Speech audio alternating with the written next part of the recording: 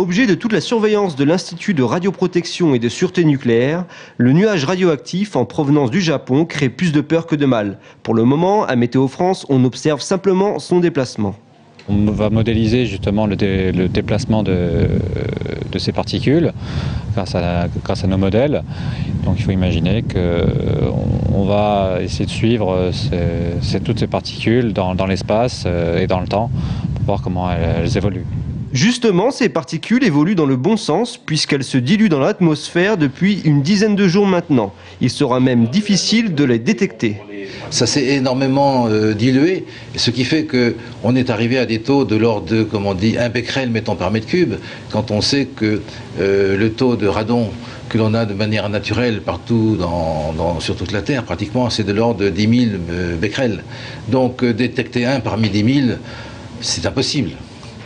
Malgré ces discours rassurants, de nombreux Tourangeaux viennent demander des pastilles d'iode censées les protéger des radiations. Alors, il y a certaines personnes qui sont venues depuis quelques jours pour nous demander des pastilles. Bon, nous, on a eu comme message comme quoi on n'avait aucunement possibilité de délivrer les médicaments.